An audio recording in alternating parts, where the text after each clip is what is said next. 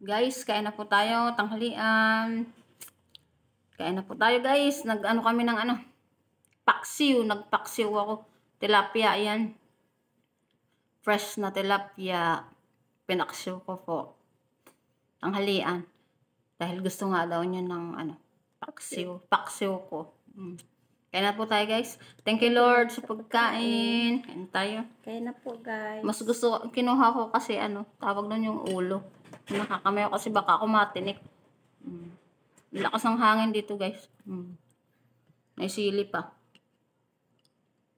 Mahilig kasi kami sa sili. Mahalang pala yun. Mahalang. Oh, dami kong kanin oh. Kasi napaibig ako sa sa isda. Gusto ko kasi dito yung sa ulo niya. Masarap kasi yung ikaw kumakain ka ng ulo. Guys, na tayo. Nakasakol po ako kasi may tinik.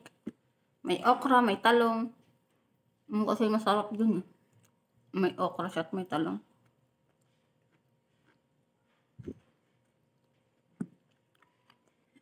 Baka yun. Kain na po. Saluhan nyo kami. Ang ulam po namin guys ay paksiw na tilapia. Dami siyang luya. May talong. Nilagyan ng okra. Nilagyan ng sili. Kain na po. Saluhan nyo kami. Pag ganito ang ulam eh. Madalang kasi kami magganito. Ngayon lang ulit tagal na. Sabi nito gusto daw niya ng paksiw. Paksiw na tilapia. Gusto ko lang dito yung ulo. Sarap ang ulo niya.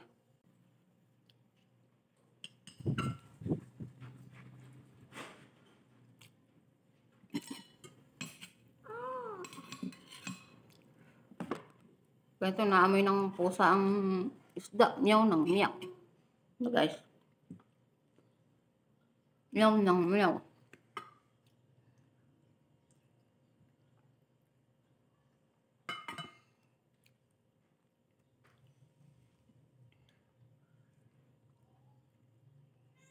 Anong oras na kasi kanina. Paghatid namin sa bata, diretso na sa palengke.